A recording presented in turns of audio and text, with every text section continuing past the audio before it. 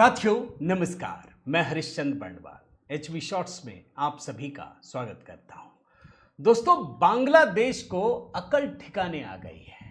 बड़ा बांग्लादेश के लोग धमका रहे थे, वहां के जो पूर्व राष्ट्रपति सलाहकार बने थे मोहम्मद यूनुस, वो धमका रहे थे।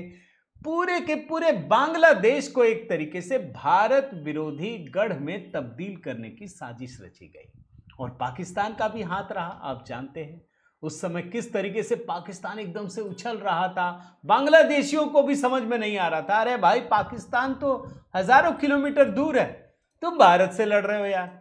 इन्हें लगा कि बस जैसे मनमोहन सिंह के समय, कांग्रेस समय में चलता है वैसे ही चल जाएगा। आप याद कीजिए ना, कितनी सारी घटनाएं हैं। ये मोदी का कालखंड है।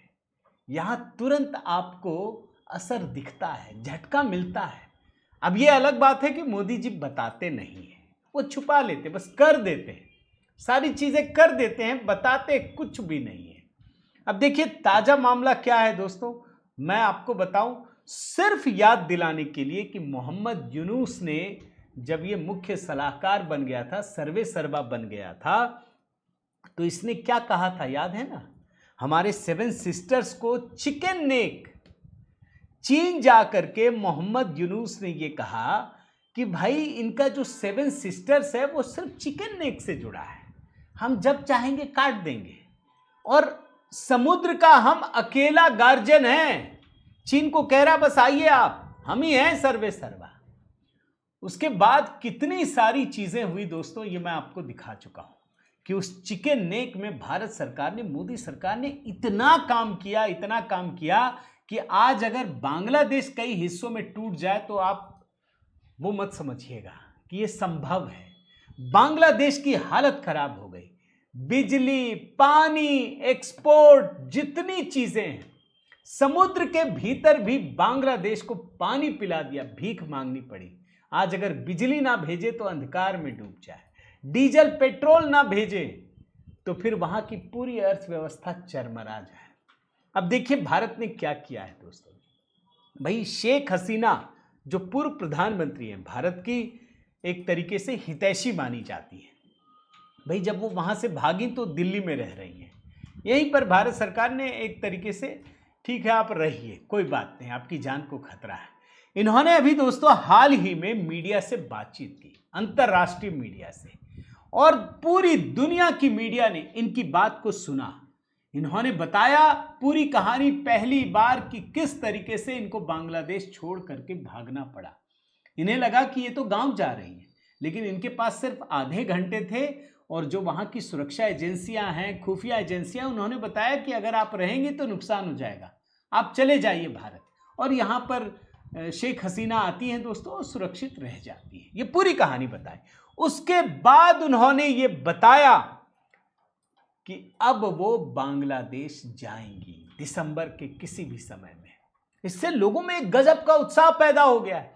भाई शेख हसीना की पार्टी, उनके समर्थकों की संख्या भारी तादाद में है। आज भी बांग्लादेश की एक बड़ी आबादी है दोस्तों, जिसको पता है कि ये कट्टरपंथी आकर के बांग्लादेश के विकास को रोक रहे हैं, उसमें अवरोधक बन गए, कट्टरवाद को एकदम से हावी कर दिया, बढ़ावा दिया है, ये जानते हैं ये लोग। और इसीलिए जब शेख हसीना ने मीडिया से बातचीत की, जो हलचल मची, बांग्लादेश की सरकार को बहुत बुरा लगा, तारिक रहमान को।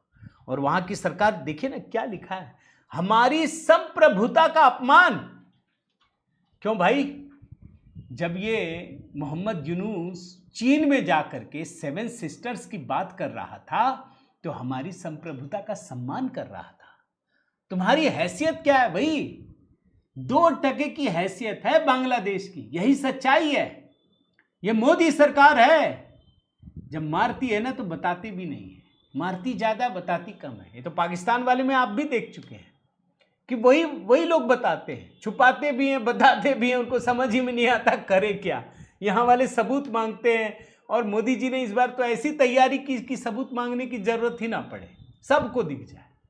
तो ये बांग्लादेश के साथ हुआ है दोस्तों। ये होती है अकल ठिकाने ना, ऐसे घेर करके माना, सिर्फ छोटी सी चीज की, कुछ नहीं की, न मारा न पीटा, बस एक प्रेस कॉन्फ्रेंस किया। अच्छा, सरकार बकायदा ये कह रही है कि आपने क्यों दिल्ली में बोलने दिया। अब सरकार कह रही है कि भाई कोई निजी चैनल आके बात करेगा, कोई पूर्व प्रधानमंत्री बात करना चाहता है तो हम कहाँ हैं बीच में। ये बात कर रहे हैं, जिसको बता रहे हैं वो सुन रहा है। तो सरकार ने एकदम साफ साफ संदेश दे दिया है कि तुम्हारी इसमें कुछ नहीं चलेगी। जो शेख हसीना चाहेंगी और जो भारत के हित में होगा वही होगा।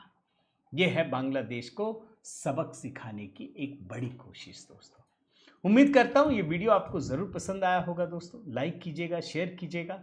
अगर आपने एचपी शॉर्ट्स को सब्सक्राइब नहीं किया दोस्तों, जरूर कीजिए। बहुत बहुत धन्यवाद। जय सिया राम।